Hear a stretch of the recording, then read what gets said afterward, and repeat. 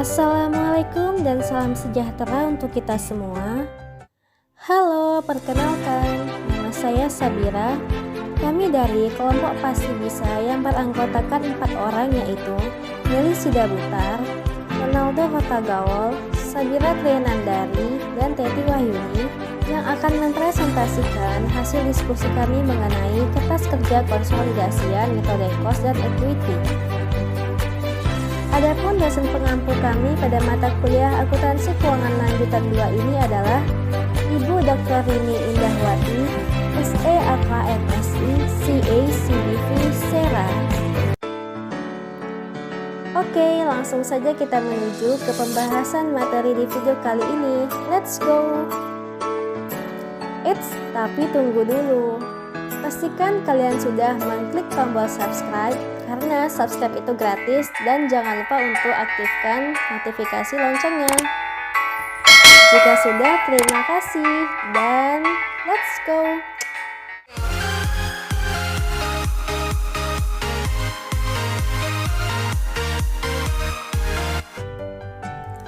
Halo teman-teman.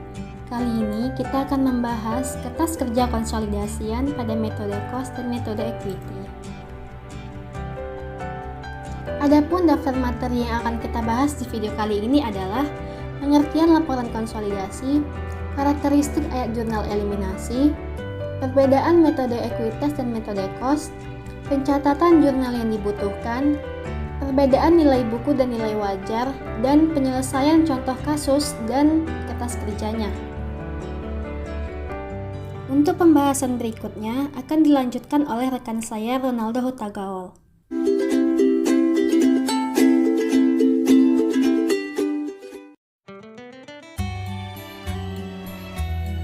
Perkenalkan, nama saya Ronaldo Hotagawol. Pertama saya akan menjelaskan mengenai pengertian dari laporan konsolidasian. Laporan konsolidasian adalah laporan yang menyajikan posisi keuangan dan hasil operasi untuk induk perusahaan atau entitas pengendali dan satu atau lebih anak perusahaan atau entitas yang dikendalikan. Seakan-akan entitas-entitas individual tersebut merupakan satu entitas atau satu perusahaan. Yang berikutnya adalah ilustrasi dari laporan keuangan konsolidasi.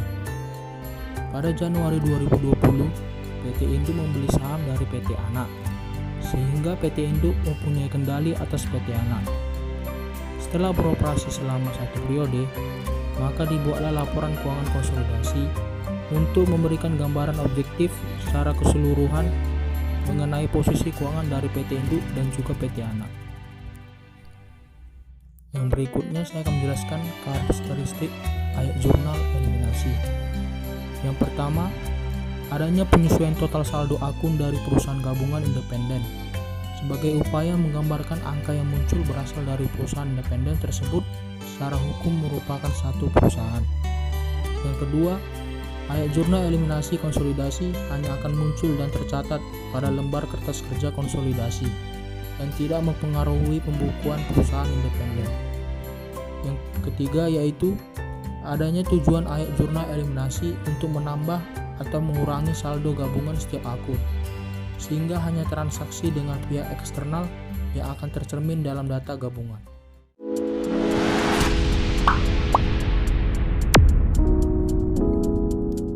Di dalam pencatatan laporan keuangan konsolidasi, terdapat 2 metode, yaitu metode cost atau metode biaya dan metode equity atau metode ekuitas.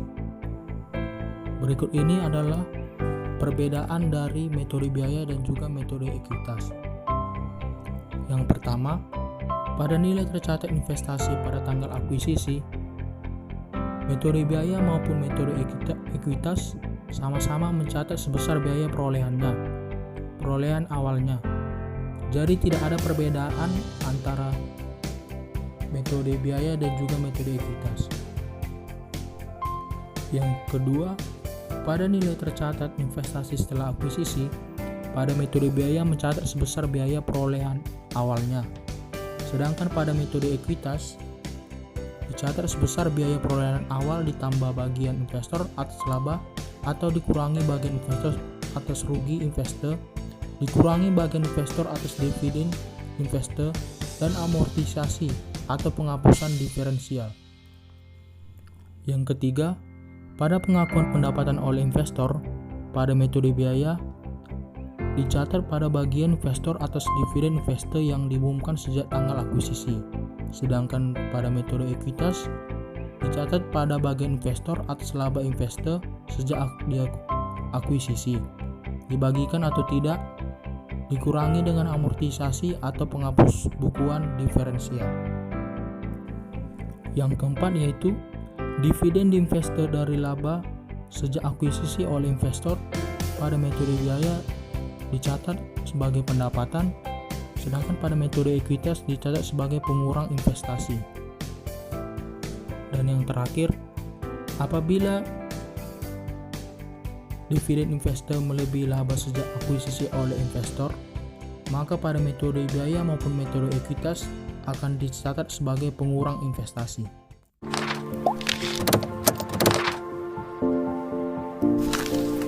Selanjutnya, saya Sabira akan menjelaskan perbedaan metode equity dan metode cost. Konsep dasar pada metode equity ini akan diilustrasikan pada dua pohon yang berbeda ukuran ini. Pada metode equity, dimisalkan investasi awalnya sebesar 200 juta, kemudian setelah periode berjalan, adanya laba dari perusahaan anak. Maka nilai investasi ini juga ikut berubah, misalnya bertambah menjadi 210 juta.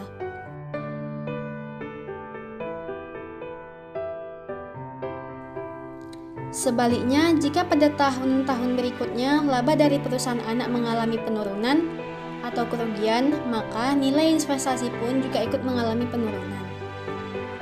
Pada dasarnya, metode equity memandang investasi perusahaan induk terhadap perusahaan anak sebagai suatu penyertaan modal. Sehingga jika kekayaan bersih pada perusahaan anak berubah dikarenakan dengan kegiatan operasionalnya, maka secara otomatis akan terjadi perubahan juga pada nilai investasi di perusahaan induk, di mana investasi dapat bertambah dikarenakan laba anak diakui sebagai pendapatan di perusahaan induk. Perusahaan yang menggunakan metode equity akan menghasilkan perubahan setiap adanya modal yang masuk ke perusahaan. Setiap perubahan modal akan dicatat dengan akun khusus yaitu investasi saham anak perusahaan. Akun investasi saham anak perusahaan akan berubah sebesar persentase kepemilikan terhadap perubahan modal anak perusahaan. Hal ini berbeda ketika perusahaan menggunakan metode biaya atau metode cost. Perusahaan yang menggunakan metode biaya, jika awalnya investasi sebesar 200 juta, kemudian ada laba dari perusahaan anak setelah periode berjalan, maka nilai investasinya juga akan tetap sebesar 200 juta, tidak berubah. Perubahan modal anak perusahaan tidak akan mempengaruhi besarnya nilai investasi saham pada anak perusahaan, kecuali ada penjualan atau pembelian tambahan atas saham yang dimiliki. Hal ini dapat dibuat rekening khusus yaitu laba ditahan untuk induk perusahaan.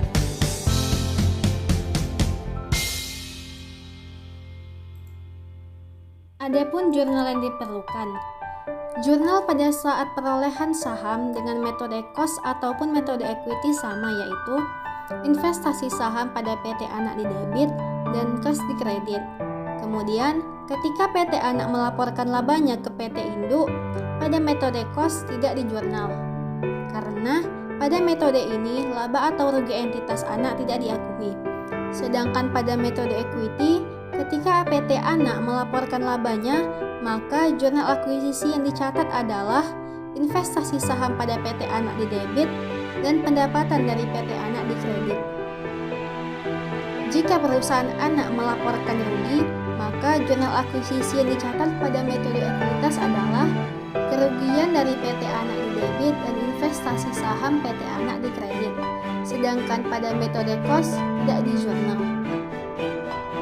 Kemudian, ketika PT anak mengumumkan dividennya dan PT induk menggunakan metode cost, maka jurnal yang dicatat adalah dengan memunculkan piutang dividen di debit dan perkiraan pendapatan di kredit. Sedangkan jika yang digunakan adalah metode equity, maka jurnal akuisisi yang dicatat adalah piutang dividen di debit dan investasi saham PT anak di kredit. Lalu, pada saat PT anak membayar dividennya kepada PT induk, Maka pencatatan jurnal dengan metode cost yaitu cash di debit dan piutang dividen di kredit. Begitu pula jika kita menggunakan metode equity yaitu cash di debit dan piutang dividen di kredit.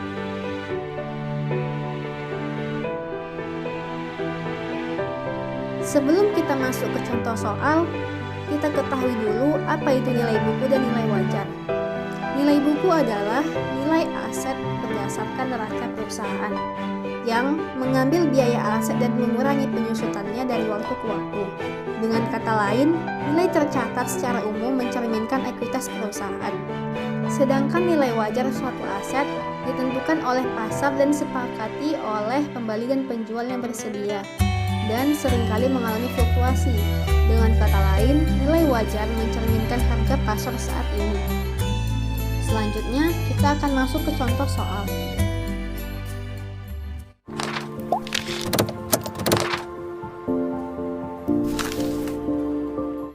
Pada awal Januari 2020, PT Prima membeli 80% saham PT Sinar dengan harga Rp279 juta. Pada saat itu, proporsi ekuitas PT Sinar sebesar Rp270 juta yang terdiri dari modal saham 180 juta dan saldo laba 90 juta. Jadi terdapat kelebihan yang dibayarkan oleh PT Prima. Dari identifikasi yang dilakukan, diperoleh data sebagai berikut. Nilai buku pada persediaan yaitu 54 juta, sedangkan nilai wajarnya adalah 58.500.000. Kemudian, nilai buku dari tanah sebesar 36 juta, sedangkan nilai wajarnya adalah 45 juta. Kemudian, nilai buku dari bangunan dan peralatan adalah sebesar 270 juta, sedangkan nilai wajarnya sebesar 324 juta. Pada soal kita kali ini, kita akan membahas bagaimana pengaruh dari perbedaan antara nilai buku dan nilai wajar. Apabila diketahui nilai wajarnya, maka yang dipakai adalah nilai wajar, dan antara nilai buku dengan nilai wajar ini terdapat selisih. Untuk pengalokasian selisih antara nilai buku dan nilai wajar tersebut akan dijelaskan oleh rekan saya Teti Wahyuni di slide-slide berikutnya. Adapun diketahui umur ekonomis dari bangunan dan peralatan ditaksir 10 tahun. Dan pada tanggal 31 Desember 2020, setelah setahun berjalan, diketahui juga bahwa terdapat pengurangan goodwill sebesar 2.812.500.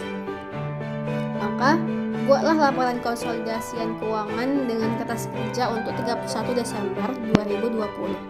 Dan untuk penyelesaiannya akan dijelaskan pada slide berikutnya oleh rekan saya. Baik, saya akan melanjutkan. Berikut ini diketahui laporan keuangan PT Prima dan PT Sinar sebelum digabungkan.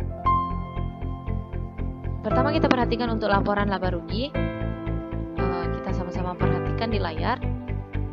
Laba bersih PT Prima yaitu sebesar Rp154.080.000 dan laba bersih PT Sinar yaitu sebesar Rp45 juta. Kemudian kita perhatikan untuk laporan posisi keuangannya. Total aset PT Prima yaitu Rp1.090.080.000 dan total liabilitas dan ekuitasnya sama sebesar Rp1.090.080.000. Dan untuk PT Sinar total asetnya Rp468 juta.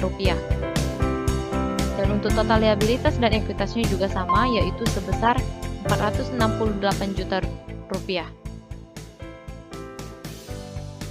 Selanjutnya, sebelum kita ke kertas kerja, kita harus terlebih dahulu melakukan perhitungan proporsi pengendali untuk jurnal eliminasi nantinya. Kenapa perhitungan ini diperlukan? Yaitu karena dalam konsolidasi anak perusahaan yang tidak dimiliki penuh atau di bawah 100%, terdapat bagian kepemilikan dari non-pengendali. Jadi kita harus melakukan 3 langkah untuk mencari proporsi non-pengendali untuk jurnal eliminasi yang kita perlukan nanti. Baik, kita langsung saja. Langkah pertama, kita ke perhitungan pertama, kita harus mencari terlebih dahulu jumlah dari selisih, yaitu melalui harga. Kita ketahui bahwa harga pembelian yaitu sebesar 279 juta. Kemudian kita cari nilai wajar 100% dari PT Sinar, yaitu dengan cara 100 per 80 dikali harga perolehan atau harga pembelian, yaitu 279 juta, sehingga diperoleh nilai wajar 100% PT Sinar yaitu sebesar 348.750.000 rupiah. Kemudian kita kurangkan dengan nilai buku PT Sinar yaitu sebesar 270 juta rupiah, sehingga diperoleh selisih sebesar 78.750.000 rupiah.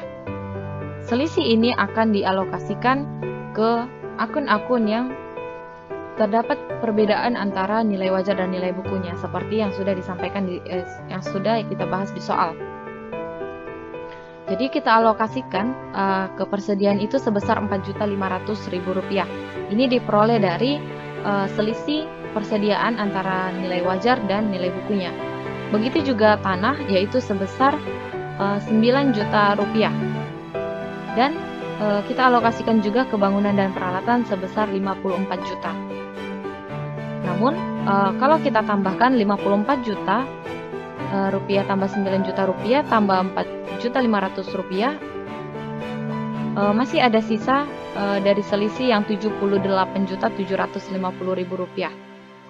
Selisihnya itu kita akan alokasikan ke goodwill, yaitu sebesar 11.250.000 rupiah. Kemudian kita ke perhitungan kedua, yaitu perhitungan laba non pengendali.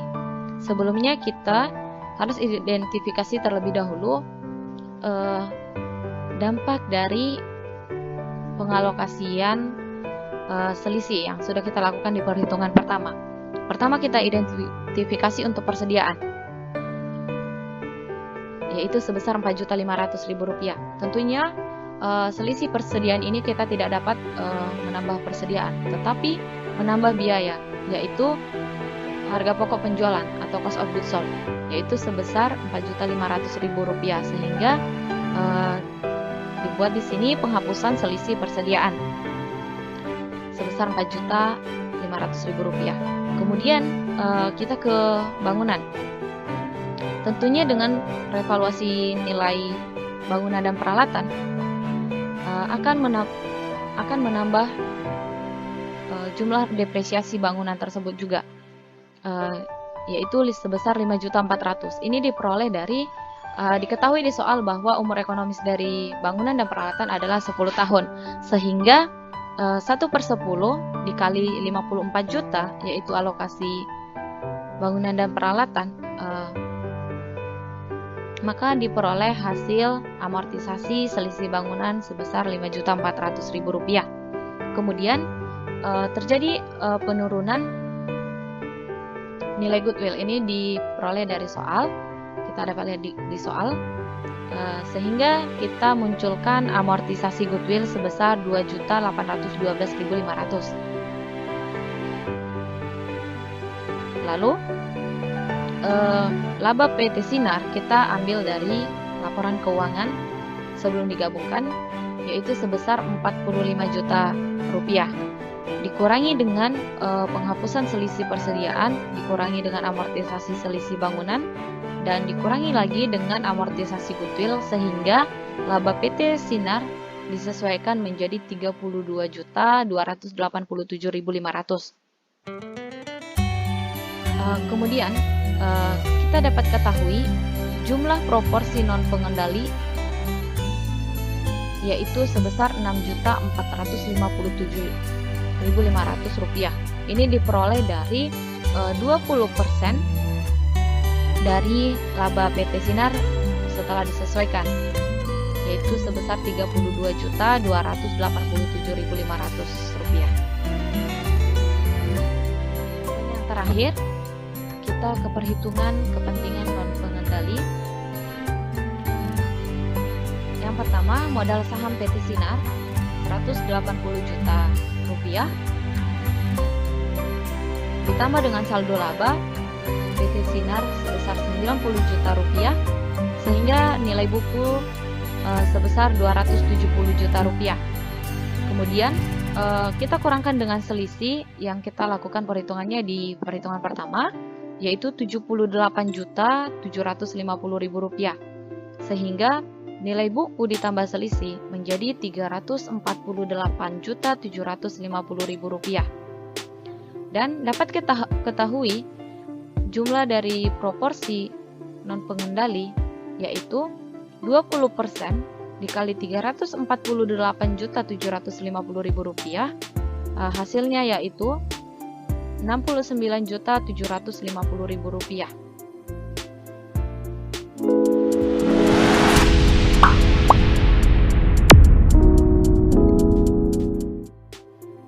Selanjutnya kita perhatikan untuk kertas kerja laporan konsolidasian PT Prima dan anaknya PT Sinar untuk periode 31 Desember 2020. Berikut adalah bentuk dari kertas kerjanya. Dapat kita lihat kolom laporan keuangan PT Prima dan juga PT Sinar. Di sampingnya terdapat penyesuaian dan eliminasi dan laporan konsolidasian. Pada bagian ini saya akan mencoba menjelaskan menggunakan metode ekuitas. Jadi seperti yang sudah dijelaskan sebelumnya, terdapat perbedaan pencatatan antara metode ekuitas dengan metode perolehan atau cost. Di mana apabila menggunakan metode ekuitas, maka laba entitas anak akan diakui sebagai pendapatan yang menambah investasi. Namun, dividen dari entitas anak akan mengurangi saldo investasi. Namun, hasil akhir atau pada laporan konsolidasiannya antara metode ekuitas dan metode cost itu akan tetap sama. Laporan keuangan konsolidasian disusun dengan cara pertama menggabungkan laporan keuangan entitas induk dan entitas anak, yaitu dengan menjumlahkan pos-pos sejenis seperti aset, liabilitas, ekuitas, dan penghasilan juga beban. Yang kedua, mengeliminasi investasi entitas induk pada anak dengan porsi entitas atas ekuitas anak, sehingga memunculkan selisih dan juga goodwill. Yang ketiga, mengidentifikasi kepentingan non-pengendali. Dan yang terakhir itu mengeliminasi secara penuh aset dan liabilitas, ekuitas, penghasilan, beban dalam intra kelompok usaha terkait dengan transaksi antar entitas dalam kelompok usaha. Jadi, dalam kertas kerja ini kita akan melakukan penyesuaian dan eliminasi pada 6 hal berikut. Yang pertama, kita eliminasi pendapatan dan dividen dari anak. Kenapa pendapatan kita eliminasi? Karena pendapatan ini diperoleh dari anak perusahaannya, yaitu PT Sinar. Dilakukan dengan cara mendebit pendapatan dari PT Sinar sebesar Rp28.080.000 dan di kredit itu yaitu dividen sebesar bagian PT Prima, yaitu 80% dari 27 juta, yaitu Rp21.600.000, dan untuk sisanya yaitu Rp6.480.000 dikredit pada investasi pada PT Sinar. Kemudian yang kedua yaitu alokasi laba dan dividen non pengendali. Kita debit laba non pengendali sebesar Rp6.457.500. Ini diperoleh dari perhitungan kita sebelumnya, yaitu perhitungan kedua pada bagian proporsi non pengendali, Rp6.457.500.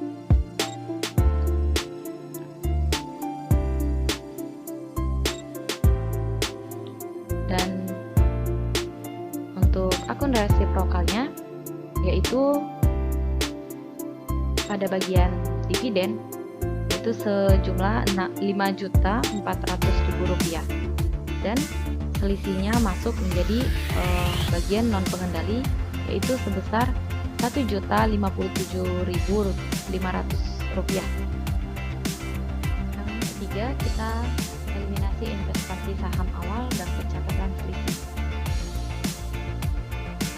Jadi yang kita lakukan yaitu mengeliminasi investasi pada PT Sinar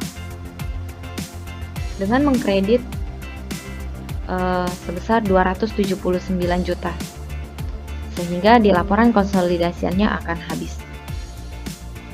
Dan akun resiprokalnya yaitu modal saham biasa 180 juta di debit dan saldo laba 90 juta rupiah di debit, dan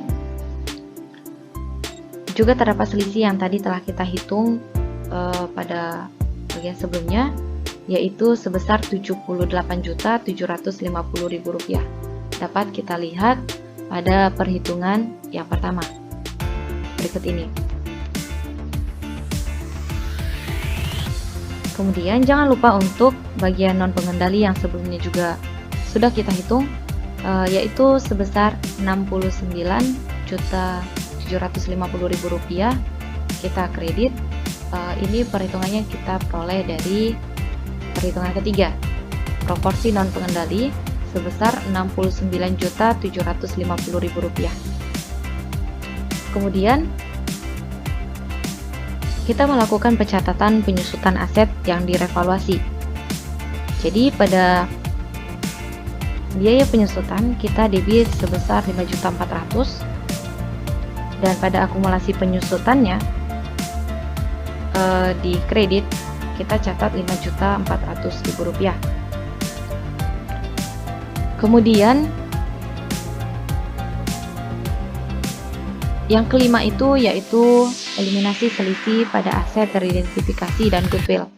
Yang pertama kita debit cost of goods sold, karena seperti yang saya jelaskan sebelumnya, selisih pembelian tidak menambah pembelian tetapi menambah cost of goods sold, sehingga di akhir periode kita lakukan penyesuaian dengan mendebit cost of goods sold sebesar 4.500.000 rupiah.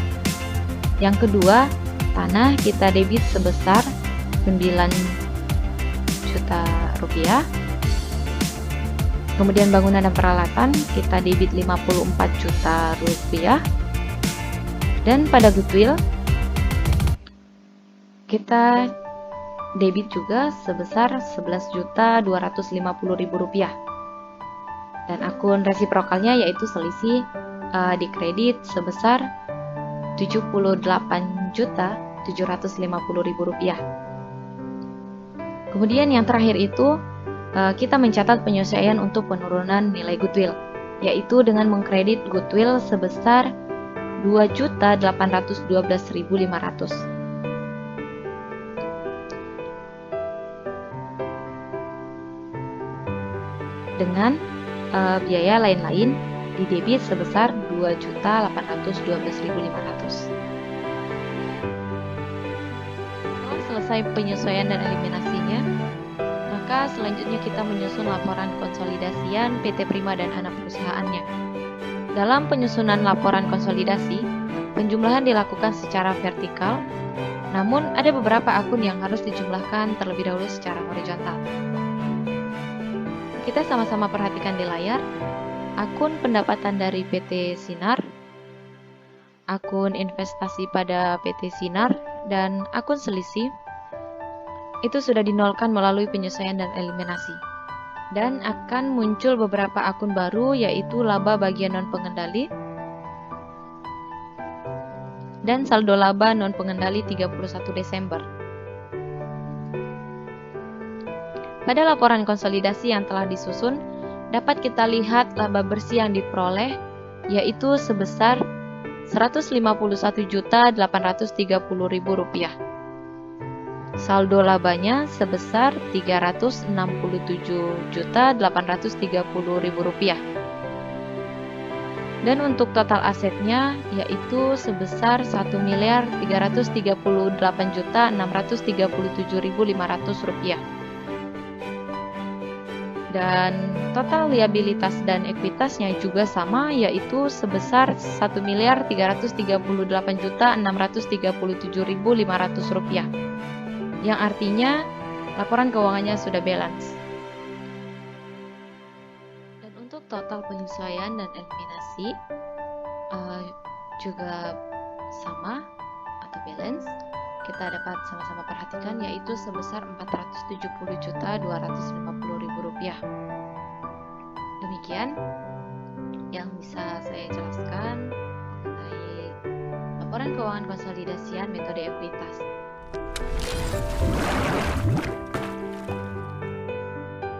Baiklah, saya akan membacakan jurnal eliminasi dan penyesuaian metode ekuitas. Yang pertama, eliminasi pendapatan anak. Pada sisi debit, pendapatan dari PT Sinar Rp28.080.000. Pada sisi kredit, dividen PT Sinar Rp21.600.000. Investasi pada PT Sinar Rp6.480.000. Yang kedua, alokasi laba dan dividen non pengendali. Laba non pengendali Rp6.457.500. Pada sisi kredit, dividen PT Sinar Rp5.400.000. Non pengendali atau ekuitas Rp1.057.500. Yang berikutnya, eliminasi saldo investasi awal. Pada sisi debit, modal saham PT Sinar 180 juta, saldo laba PT Sinar 1 Januari 90 juta, selisih Rp78.750.000. Pada sisi kredit, investasi pada PT Sinar Rp279 juta, non pengendali atau ekuitas Rp69.750.000. Yang selanjutnya, eliminasi selisih pada aset teridentifikasi pada goodwill. Pada sisi debit, cost of goods sold Rp4.500.000, tanah 9 juta, bangunan dan peralatan Rp54 juta, goodwill Rp11.250.000, selisih Rp78.750.000. Yang selanjutnya, penyusutan aset yang direvaluasi. Pada sisi debit, biaya penyusutan Rp5.400.000. Pada sisi kredit, akumulasi penyusutan Rp5.400.000. Yang berikutnya, penurunan nilai goodwill. Pada sisi debit, biaya lain-lain Rp2.812.500. Pada sisi kredit, goodwill Rp2.812.500, sehingga totalnya sebesar Rp470.250.000.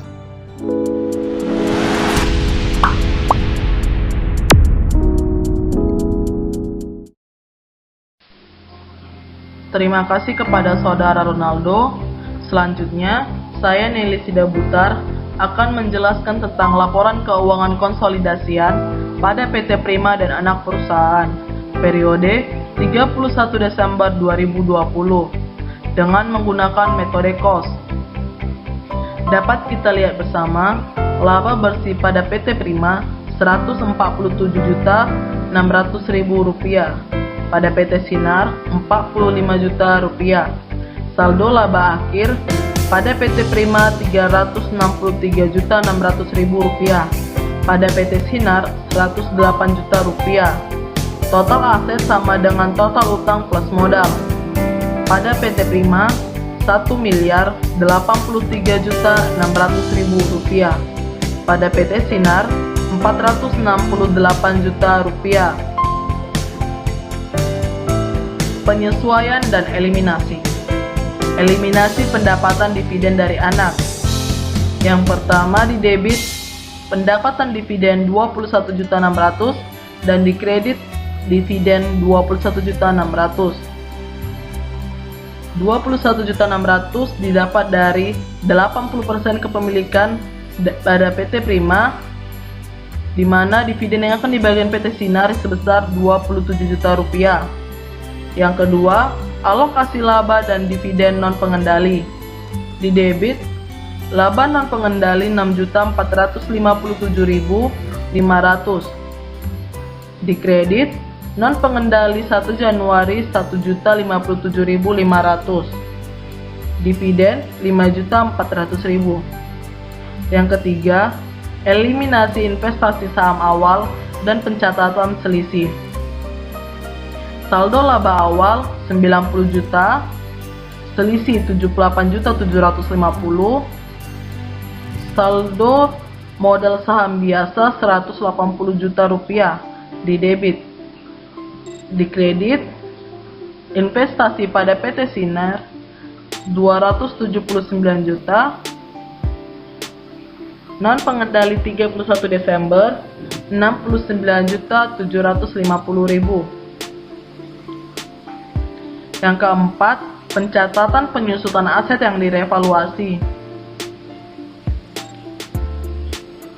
Biaya penyusutan 5.400.000 di debit, akumulasi penyusutan di kredit 5.400.000 didapat dari 54 juta dibagi 10 tahun, di mana per tahunnya akan terjadi revaluasi sebesar 5.400.000. Yang kelima, eliminasi selisih pada aset teridentifikasi dan goodwill. Cost of goods sold di debit 4.500.000, tanah 9 juta, bangunan dan peralatan 54 juta, dan goodwill 11.250.000. Pada selisih di kredit 78.750.000 rupiah. Yang keenam, penurunan nilai goodwill. Di debit, biaya lain-lain 2.812.500. Di kredit, goodwill 2.812.500. Sehingga laporan konsolidasiannya laba bersih 151.830.000, saldo laba akhirnya 367.830.000. Total aset sama dengan total utang plus modal 1.338.637.500, di mana metode cost dan metode ekuitas memiliki nominal yang sama, yaitu 1.338.637.500.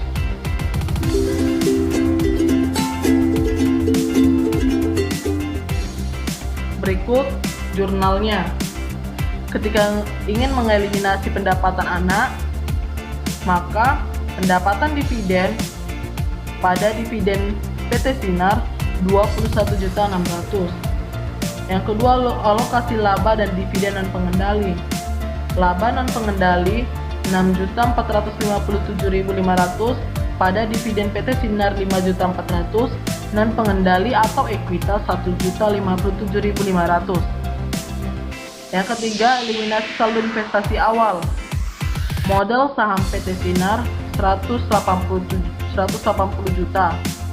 Saldo laba pada PT Sinar 1 Januari 90 juta. Selisih 78.750.000. Investasi pada PT Sinar sebesar 279 juta dan non pengendali 69.750.000. Eliminasi selisih pada aset teridentifikasi pada goodwill. Cost of goods sold 4.500.000, tanah 9 juta, bangunan dan peralatan 54 juta, goodwill 11.250.000. Pada selisih 78.750.000 rupiah.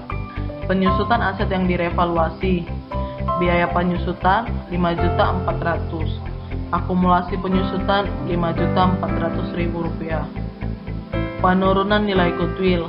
Biaya lain-lain 2.812.500 pada goodwill 2.812.500. Sehingga total 463.770.000 di debit dan 463.770.000 di kredit. Demikian jurnal eliminasi dan penyesuaian dengan menggunakan metode cost. Selanjutnya saya serahkan kepada moderator. Terima kasih.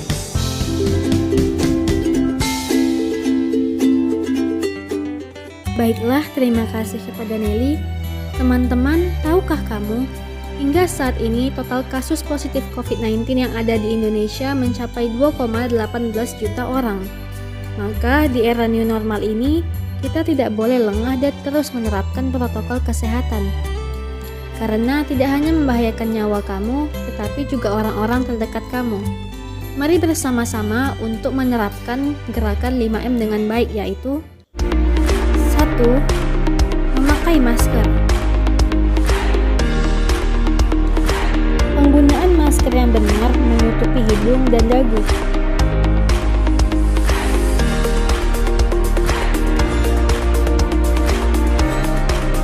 Ganti masker per 4 jam atau jika sudah lembab.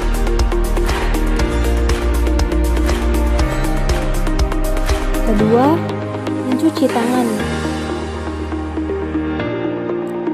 Rajinlah mencuci tangan dengan sabun dan air mengalir yang bersih, terutama setelah memegang benda atau lainnya. Selalu membawa hand sanitizer. 3. Menjaga jarak.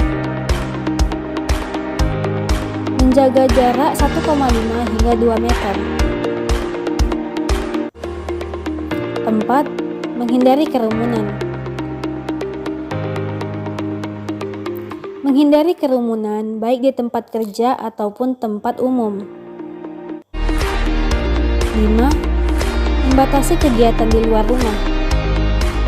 Membatasi kegiatan di luar rumah dengan bekerja dari rumah. Mari kita putus rantai penyebaran COVID-19 dengan terus memakai masker. Bersama kita pasti bisa. Terima kasih.